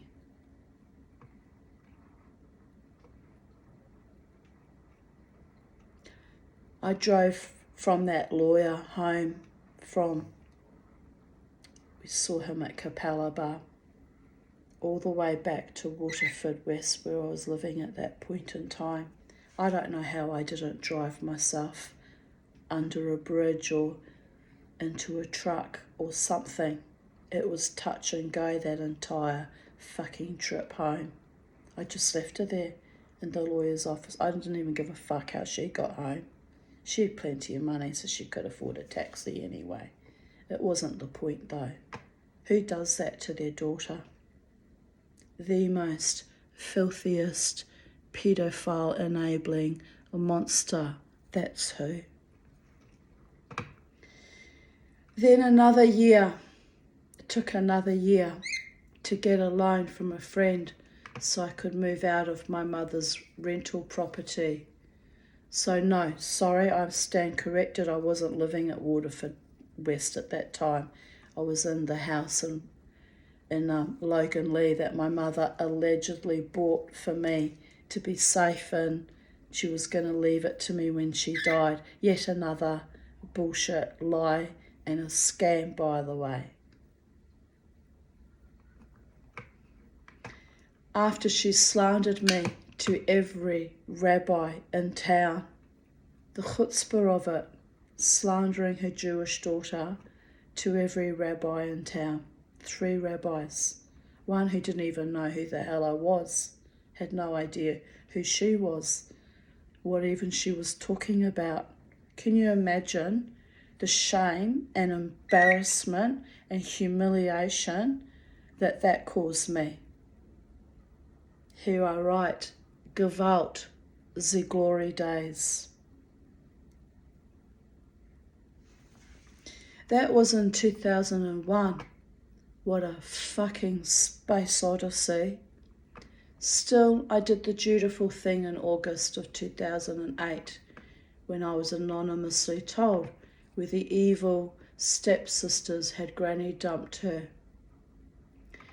Some random woman who was German also had claimed to have been a photographer at my mother's wedding, but turned out to be a friend and a neighbour from down the road. Rang me and said, your mother's been abandoned and she needs you. I said, so? I cut ties back to my mother in 2001. Why are you bringing me into this nightmare? It's not my monkey, not my circus. She needs you and you're all she's got. You're her only daughter here and you have a duty. The Germanic Teutonic idea of duty to your monstrous fucking parents, by the way. So I bought into that fucking manipulative, brainwashing, evil trope for the sake of heaven, hoping to get some kind of peace and sanguinity and resolution and maybe even get my mummy back. My mummy, whose brain was mush, was still flickering in and out of the matrix. Occasionally would recognise me with astonishment that I was even there. I fucking cried for 3 weeks afterwards, by the way. That's how intense the evil and the grief associated with it was. I actually barely survived that last 18 months of her death. And then I had another 2.5 years of being whipped like a dog with that evil will dispute. And then after that ended and I bought my car, I had another vicious, fucking hell-ridden, demonic imp at the casino constantly bitching about why does Tanya have a brand new car? Why does she have a car? Who does she think she is? Like bad-mouthing me for years until finally I cracked my epic shit on the 22nd of August 2015 because it was enough. It was enough. So I had to be my own fucking sacrificial sheep in my own body, mind and spirit and go down that far into the abyss to reclaim myself, by the way. When I came back from that suicide attempt, people of Earth, I wasn't me anymore. I mean, of course I was me, but I had something extra come back with me. Something powerful, something protective, which is why, even in the casino, they would come up to me and say, no one dares fuck with you, Tanya. And I would reply, laughingly, no, because there's been enough fuckery in my life. There's been quite enough. There will be no more fucking with me ever again. And I shut down my sexuality as well, so that I would not allow any more evil, malicious, dirty, sadistic, cruel men into my body like I did with that last lover. So you can imagine why now, 2024, 9 years later, I'm sweetly opening up to love again, being all sweet, like a bit of froth on top of a cappuccino, all frothing and bubbling and feeling joyous and a little bit frotteried. But underneath the subterranean of that, I'm fucking terrified of making yet another mistake and inviting someone false and cruel into my body, mind and spirit yet again. It's why I'm in a constant state of spiraling up, spiraling down, trying to get equilibrium, work out who's real in my life, who chooses me of their own heart, body, mind and spirit, who loves me so deeply and so profoundly and so beautifully that he will never, ever allow anyone, not even himself, to damage me or cause me hurt, ever again. Because he's a real man with real heart and real soul, even though he's had a few too many of these. It is what it is. But I'm seeing it. I'm seeing who's real. Even those that are unavailable can't join with me in connubial bliss because of their situation. But I'm seeing the admiration and the awe and the absolute genuine love. Actually, I'm seeing it in two men. No, more than two. Let me think about it.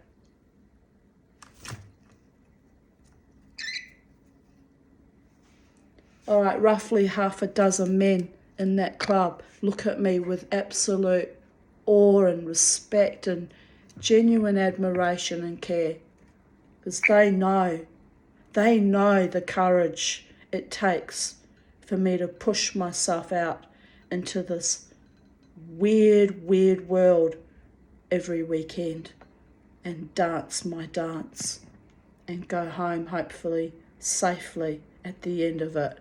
They know, because they're real men with real heart and real soul who have demonstrated over the past 12 months specifically that they have my back.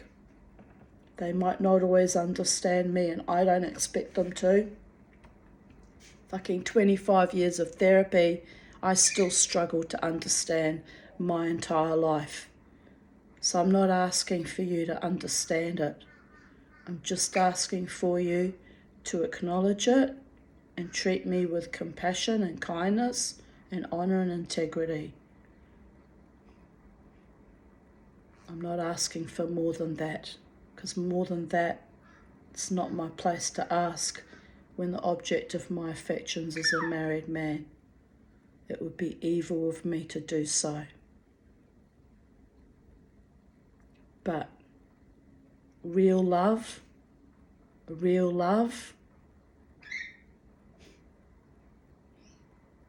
exists in this world. That's all I have to say about that.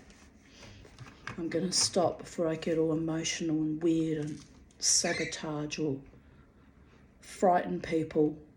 Most people can't handle my capacity for love. It's fucking terrifying even to me sometimes.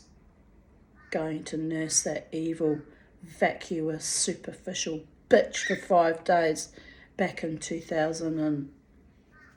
early 2014.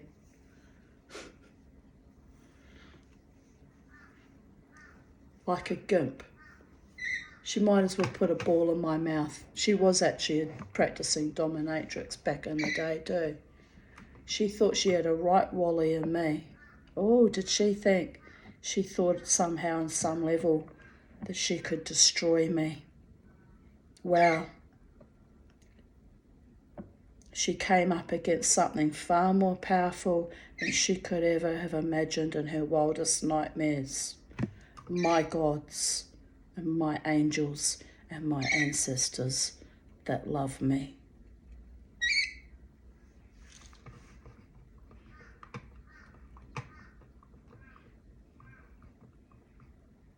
Those BDSM types on both sides of that spectrum, the submissives and the dominators or dominatrixes, are weak. They come from a background of such abuse and horror that they're trying to subsume it and cosplay and roleplay it somehow to gain power over others and destroy others. That's weak. When you need to destroy other people so you can feel good about yourself, you are piss weak, you are soul depleted, you are empty, you're an NPC usually too, by the way. You are weak, and did I mention fucking piss weak? Don't be impressed by someone that runs around whipping people into line, being a bully and a tyrant. Don't be impressed by their money. Don't be impressed by the masks they wear. Show me a tyrant or a dominator or a dominatrix. I know exactly who and what they are. Not quite dirty little girls deserving of being kicked in the face by their own mothers. No, not that. But if they've subverted their trauma and their own, childhood horror into being abusive and ugly to other human beings,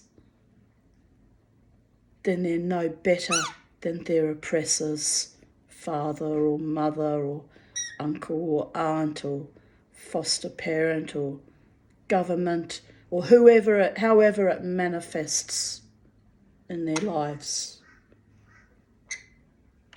Look at this. Let's look at something beautiful, people of Earth. Look at something truly beautiful. She's leaning right into me for cuddles. I actually, as beautiful as it is, I'm worried that she's not that well. I am actually a bit worried about her. She shat so much yesterday, it was intense.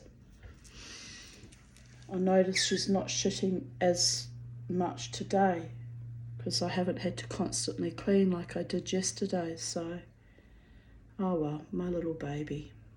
We all have bad days. We all have days where we're really not well, and we have other days where we're doing A-OK. It's the way of living in physical forms. You my little baby. You're my little baby. You're my precious one. My little angel face. Yes, you are. All of you are my little angel faces. I thank God for you every day. My beautiful birds and dog and cats and the few true loving humans that love me. The rest can slough the fuck off because I'm done. I always say that I'm done, but I guess I'm never quite done because I keep getting up the next day and doing it all again. Because I won't give in, I won't cede, I won't quit, and I won't yield to any ugly oppressors or to illnesses or to weakness or to any other kinds of oppression. I will die preferably on my feet fighting as hard as I can. And I fight by being joyful and dancing and singing to the music and loving whom I love and having my few little drinks. That's how I fight. I fight with words, I fight with energy, I fight with my time fighting and space banditing, oxygen thieving at times, but I fight. Every day is a glorious, glorious spiritual battle. Some days I win, some days I lose, but the fight remains regardless. Most people aren't even conscious that they're involved with a warrior goddess and that I'm fighting with everything I have for my beautiful life, surrounded by love of people who are trustworthy and honouring and honourable. They have no idea. They think I'm as silly as a wheel, spinning on a dime, dancing my dance. They have no idea. They have no idea what's actually occurring. And that's good. Keep them stupid, keep them ignorant, keep them blissfully unaware. Protect their minds. Those kind of people that have no idea are incapable of critical thinking or abstract thought or any level of intelligence. Sometimes they have some idea instinctively,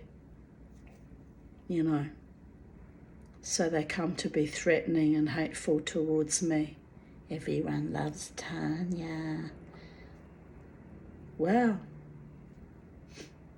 That's the cosmic joke, isn't it? That's the cosmic joke.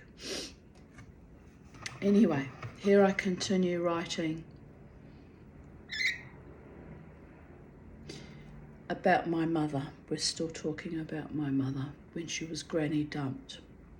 This time, I fed her with all my spare energy, plucked little threads and pearls of cognition from her with gallows humour, and showed her photos and tried to find the real monster tucked away in the sweet little mushy shell of a woman.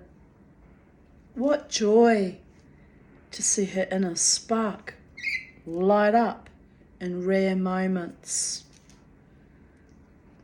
To know she was still in there somewhere deep in the recesses of her own mind and spirit. Am I right? It was kind of a joy actually to know that she was still in there, rotten and evil as always, but an amazing intellect tucked away nevertheless in all that fog and in all that filth. One day a carer met me at the security doors, smiled at me. I always know when you are coming to see your mother, and here you are. I was stunned. I looked at her with actual shock. How could you possibly know? I hadn't even known I was coming an hour ago. She said, Gisela always knows. She sits up straight, smiles, looks around brightly, then says, my daughter is coming. Sure enough, within the hour, in you walk. My blood ran cold. But control, manipulation, obsession had always been her forte. Team that up with telepathic bonds with her kids that could not be broken, and here you are, laughing out loud. So I smiled, feeling nauseous, and said, I see. That makes sense. My mother always was very psychic. Old age intensifies this ability. The carer, I've forgotten her name, quite eerily stared into my eyes. And you are psychic too. I know it. But your mother never fails to fascinate me. Even with her brain deterioration, she still says the most profound things, like she is tuned into a higher power. I giggled nervously. I am not psychic, just mad and damaged with a demon for a mother. The woman burst out laughing. Okay, have it your way then. She thought I was joking. Sadly, not entirely true.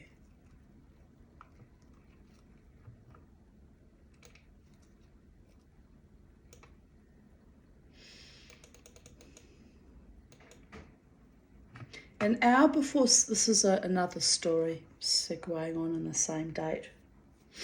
An hour before sundown, I got an idiotic but irrepressible urge to go outside and attempt to fix my kitchen drawer again, giving up on housing doing anything. They won't give me a new kitchen, so I have to find a way to build another one. So I threw on some clothes and hammered and plutzed, but the drawer is fucked and swollen, but I got it holding together a bit better. So once again, before I siliconed the plywood base I made for the fucking thing, I tried to get the drawer to fit the runners yet again. No dice. One side fits, but the other side has swollen out of alignment. Don't you hate that? I'm going to add in. Don't you hate that when things are out of alignment? Oh. So that was that. Then I had some coconut water with orange juice to rehydrate as I'm weak as a kitten. Then I thought I would try to screw in the holders for the perch in the chook house. Simple. I will use the electric drill, the screw attachment. So then, to reach the chook house, I had to go under the house to get my second extension cord. 2 cords joined to the drill later, and I am drilling, scaring my hens, who are timid little fluff balls, cursing my life and my ineptitude, singing to calm them down, and then swearing again. You okay, Charlie? Here's my baby. No dice. Mofo drill won't work. That is until I accidentally flipped the switch to reverse and the screw came flying out, got lost, and I had to cross to the house to get another one, this time with a screwdriver. All this in the cold, damp dark by torchlight. Jared calls it high maintenance demon. I come out at night and I start doing these mad jobs around the houses.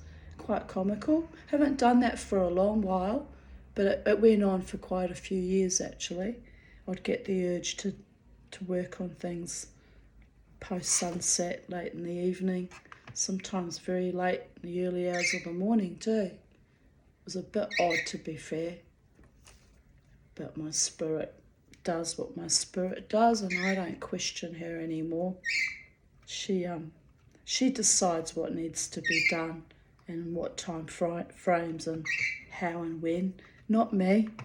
I'm just the meat sack that has to do the physical work, am I right? Bejesus. Bemusedly asking myself why I pick the night time to do random home maintenance. Indeed.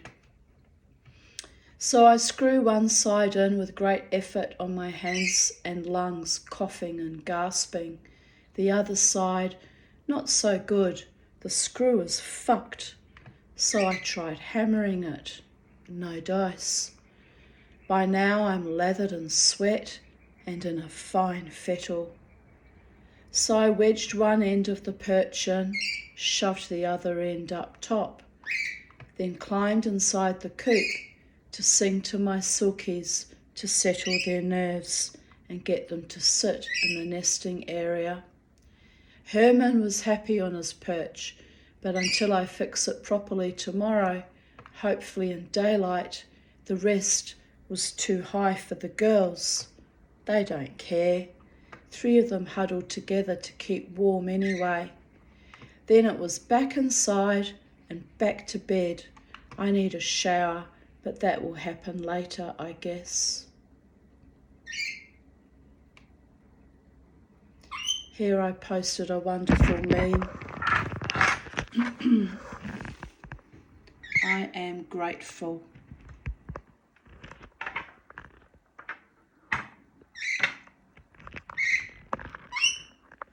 Why is that not going back down? For the love of all the gods. Bloody cords. I am grateful, says the meme, and here I write. Tonight, this is still in 2015, I might add. Sets of poopykins coming. It's going to be epic. She hasn't pooed for a while. It's going to be huge. Can I poo over this, please? No? Okay. You're the boss of your anus, not mama. You're your own little being, your own little individual, Charlie. Yes, I know. She really is her own little individual. Tonight I'm grateful that I have beaten back another nasty illness. Still on the road to healing, but at least tonight I'm not running a fever, by the gods. Lungs are still aggravated, but so what else is new? No, I'm happy in my misery. Actually, happy. It's called denial, laughing my ass off. Or maybe the extra Seroquel I took last night to stop my feverish mind from racing. It was like being locked inside a burning, exploding freight train. Tell you what, my back's getting very sore indeed. Anyway, everything's zen, man. My bush is still burning, so is my tattoo. I am fucking indomitable, irrepressible, and naturally adorable.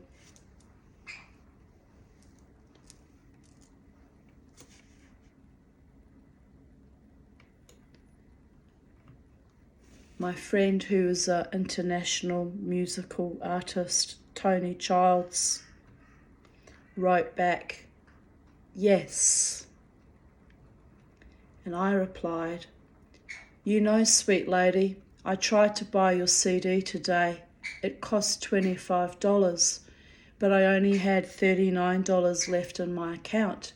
But with the exchange rate, it came to $40, Australian that is. Laughing my ass off, I was $1 short. So anyway, next payday, I will buy it. I want to support your art.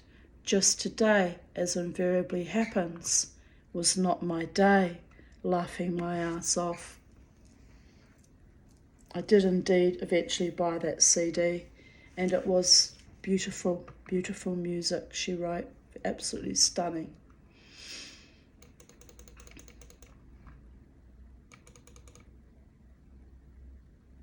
Totally different to her more angrier music she wrote when she was young, by the way, which saved my life. I told her that song, House of Hope, even though I hadn't been brutalised physically in my marriage, there was so much mental, emotional and financial abuse that went on, and even psychic abuse, that song saved my life. Actually, that song, I think, was part of what contributed to me finally gaining the courage to leave that marriage.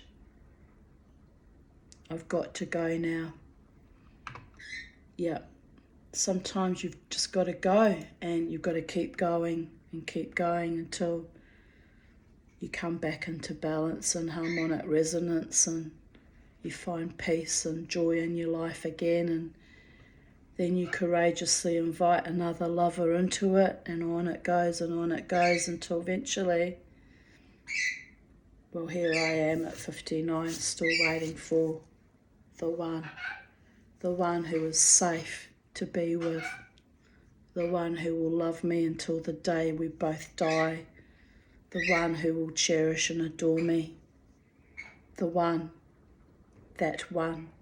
I don't know who that person is or will be, but they're out there somewhere. They're out there, maybe in the next dimension, waiting for me when I join with the Ein Sof Or. So it is what it is, and there's no point wasting my time being sad or bitter or cynical. In the meantime, I'll just keep dancing and enjoy the friendship and camaraderie of the many who do love me, even if I'm still not yet able to have the one, my partner in my life.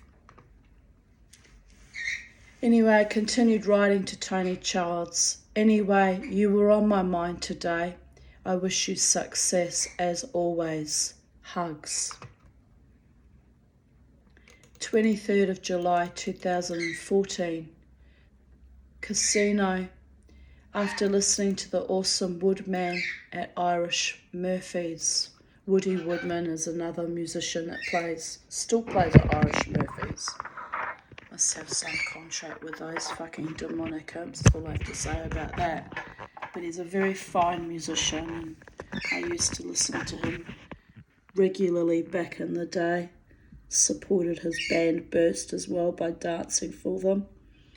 And here's me with a group of friends. The lady in the coral pink top is Jojo, and the elderly gentleman behind her is Barry, who's a New Zealander like me. Then there's me, and then the other couple, I've forgotten his name actually, the man with the glasses. What is his name? It'll come to me. Also a very nice man. I can tell you what his favourite song was. Horses. He used to come to Irish Murphy's. Was it James? No, I don't think so. It's odd, I can't remember his name. But he would come to Irish Murphy's, and he would always request horses.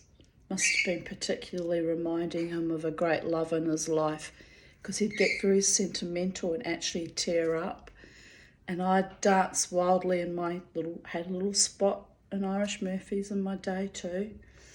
And I would look at him, and we would, from not close together, but across the room, we would acknowledge his heartfelt emotions and joy. And he often used to buy me drinks. That's why I'm embarrassed I can't remember his bloody name now. What was his name? Jojo will remember if she sees this video. Very nice man. If I remember correctly, he eventually did go back to his wife too. So there you go. Luckily, I didn't get involved in that. It was with that very pretty Asian lady at that time. But I always beware of men on the rebound, by the way. You're going to get your fucking heart broken. They might have their little dalliances with you, but they nearly always go back to the wives, and then you're left standing there looking like trash or some kind of fool. It's another thing I don't want to happen to me, ever. It's a sick and awful, ugly feeling to be left to feel like someone's discarded piece of fucking offal and a fool. I want the one, my one and only. And if I never get it, I'm okay with that, but I won't be creating disturbances in the field. She smiles because I flirt occasionally, because what the fuck? You flirt with me, I'll flirt back, big boys. That's how I roll. I never start a fight in my life, but I'll finish every motherfucking one. You can put that on my epitaph as well as never fuck with the Tanya. I don't start fights. I don't start affairs. I don't go looking to embroil myself in other people's putrid ugliness. But if it happens that way through no fault of my own and I end up in that situation, I'll be fucking surfing that till I land with my sorry ass slam dunking into the hard sands of time. If you don't love me for real, don't flirt with me. Don't waste my time, babies. I'm uncompromising about that. Oh, that went right down my back, Charlie. Yes, you copped me a beauty. All right, I know. Well, I'm just glad that you're actually doing a proper shit again, because you haven't done as many today. I don't know whether to be relieved or worried. Anyway, here I write. I slept over at Joe's. Oh, don't get me wrong either. You know, if my beloved one is watching my videos, I love it when you flirt with me, and I love flirting back. But I also know it won't go anywhere and it's safe. And but if it merges into something else where we actually fall deeply in love with me, then I will expect you to be honourable towards me if you really do love me that much. And it's not going to be terribly fair for the other person, is it? And I don't want polyamorous or triangulated, sick, fucked up love affairs. It's not actually what I'm looking for. I just come to dance, live my best life, go home, and, you know, and maybe I'm a bit confused right now. I do think it's confusing. What I want and what I can have out of life they're not matching up. They're going off in tangents. Anyway, it is what it is.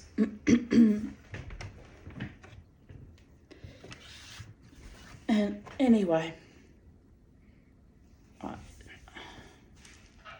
I know I am loved though. I know that. I am loved in a weird kind of way.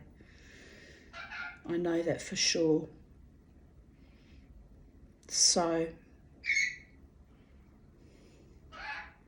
I could push this loose caboose right off the fucking tracks and right off into the sunset with the man I adore, but I'm not out to hurt other people, so I won't be doing that.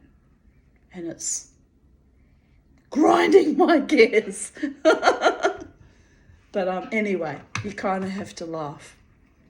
It is kind of funny in a way. 23rd of July 2014. I'm blushing at the thought of it. Oh dear goddess.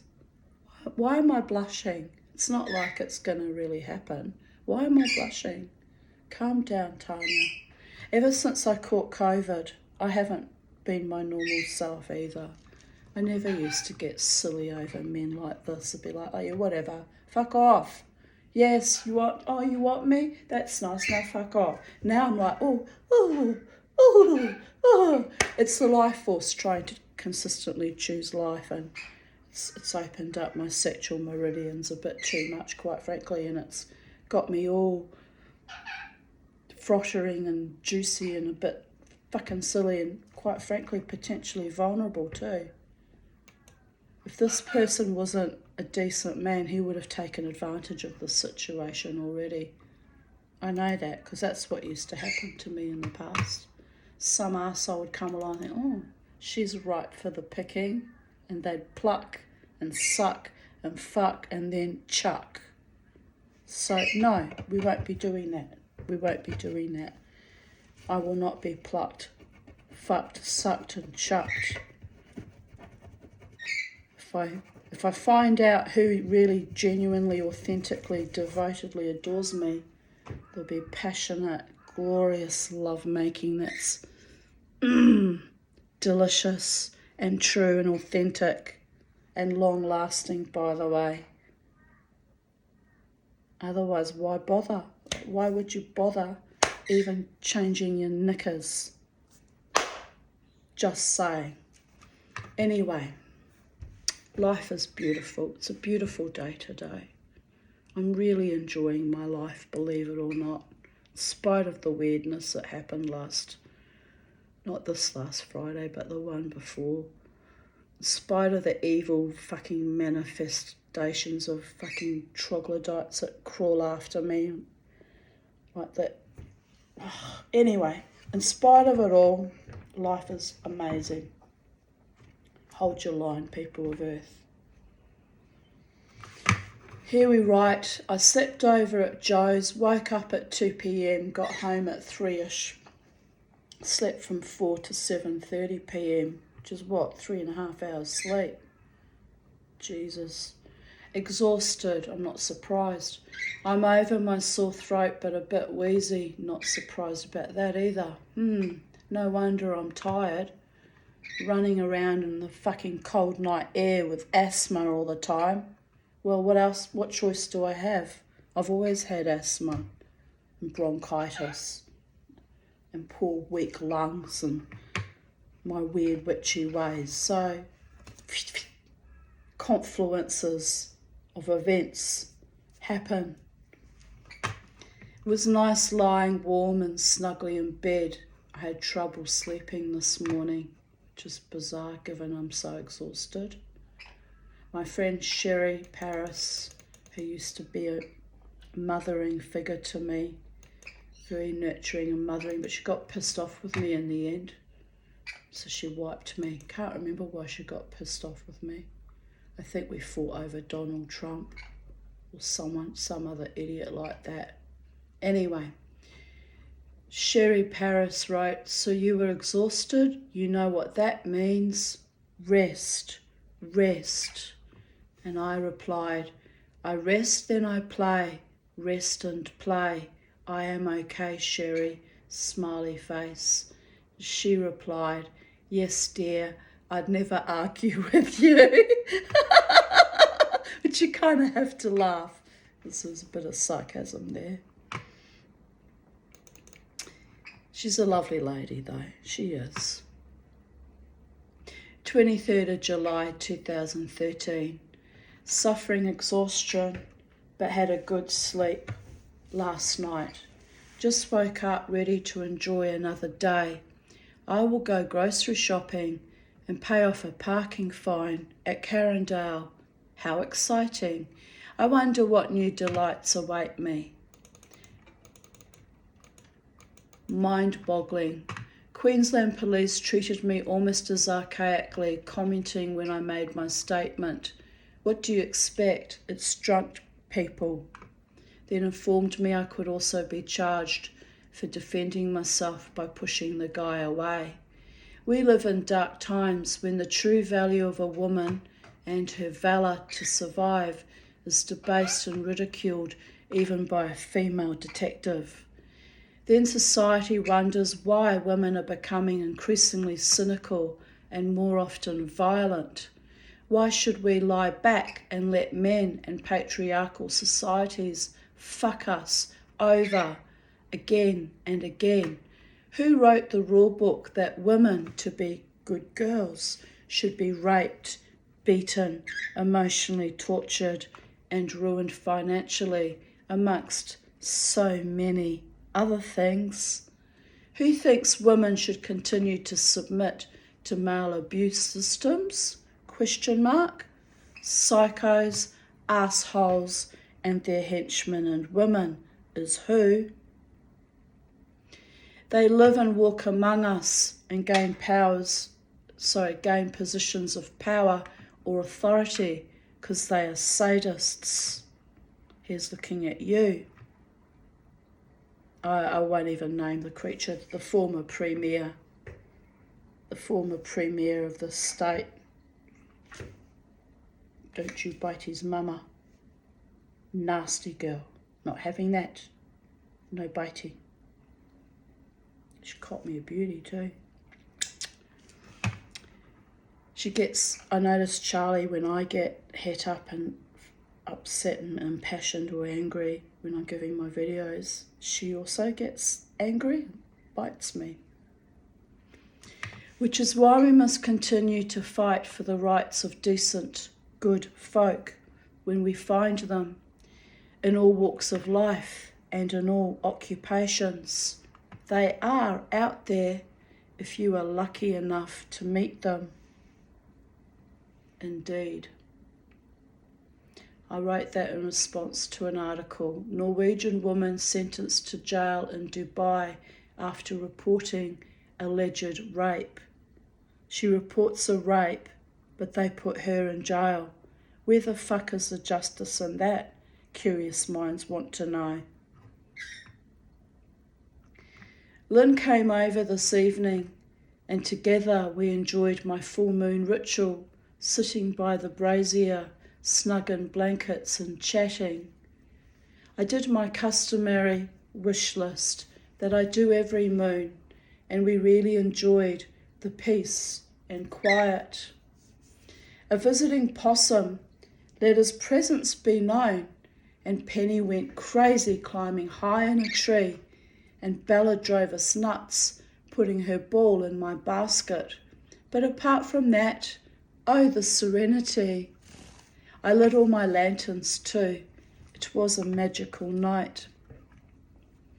23rd of July, 2012. I slept until 4:30 p.m. today. One of those days better spent in bed. Now up with no one to play with. Oh! 23rd of July, 2011. I went to bed at 2:30 a.m, spent an hour or so not falling asleep, most unusual, but then slept until 2:30 p.m, apart from a few wake-up calls from the dog and cats. My back was very sore last night for some reason, so I spent the day snuggled warm in bed. Bliss. Going out tonight, looking forward to kicking up my heels, laughing out loud. And thus concludes today's readings of Even Date. I've been a muser and a rambler and a cogitator and a anarchist and a revolutionary, and I've fought with words and I've fought with energy, and I've blushed and I've flushed and I've let my brain mush, and some of it will resonate with you and some of it you will dislike according to thine own worldview or politics or attitudes to the COVIDian epoch. And that's okay. We don't have to agree on everything.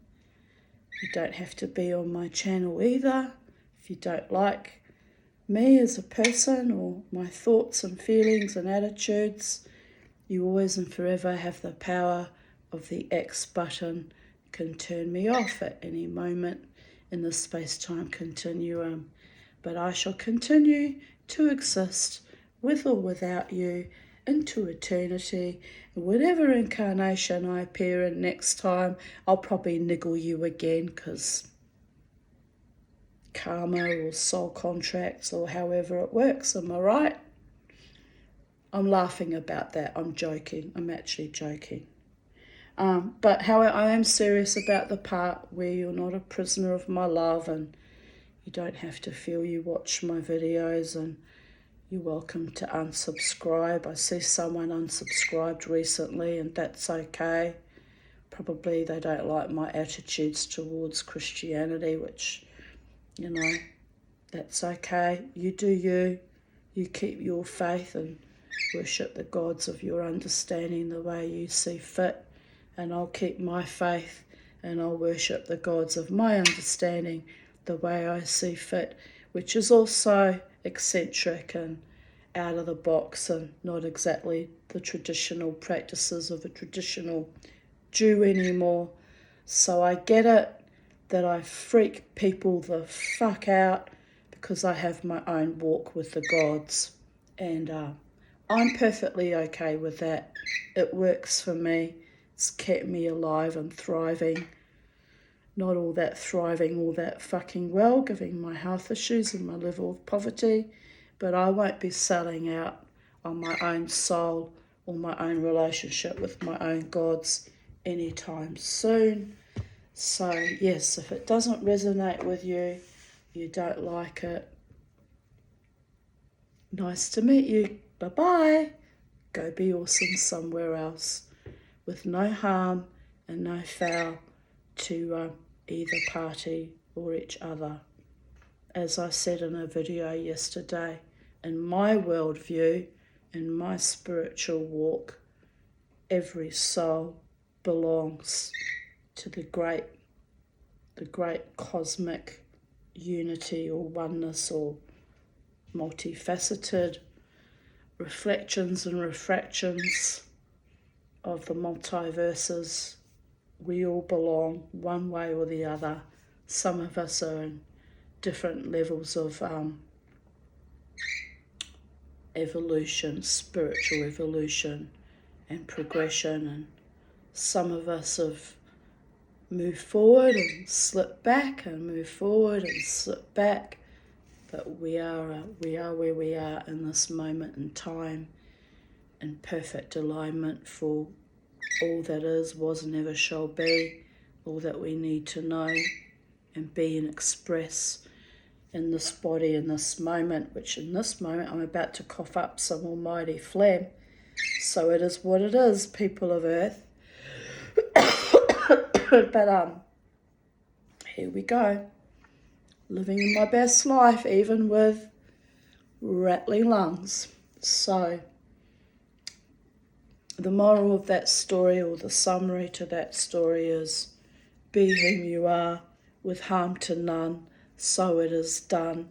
No competition with anyone. Be your own best version of your own self. And love. Love, love, love, love, love. And if you can't love the Tanya or other women or men like me, that's okay. Find someone else that you can love wholeheartedly and honouringly and decently, and be that expression for someone else. In my case, sometimes the only thing that is lovable is my bird, and even she I fight with occasionally. The way of the not so peaceful warrior goddess at times. But she bit me first. She bit me first. Anyway, it's all good. That bird loves me more than most human mortals, by the way, so if she occasionally sees fit to bite me, that too is perfect alignment. Even I need to be pulled into line sometimes. Like when my beautiful friend Scott told me not to mosh 360 degrees anymore. Wasn't happy about that, actually. I don't like having my agency interfered with, and I don't like having my dance interfered with, and it's my neck and I do what I want with my neck. But I realised he was probably under orders from someone else, and he would never ever have interfered in my freedom of expression or my dance. But he's a true friend and I do value him, so I obeyed his direction, actually. And that, my friends, should tell you how deeply I adore him, because I don't usually obey directives from anyone, anywhere, anyhow. I've had too many years, decades of abusers for me to ever be obedient or submissive to anyone's ideas about how I should be behaving. 'Tis what it is. Anyway, out I go into the sunshine with my bird, and I recommend you do the same without your bird if you don't have a bird. Just enjoy our earth and our sunshine, and continuously, every day in every way, be you and live your best life. From the Tanya at Titania's Realm Sacred Space. Bye for now.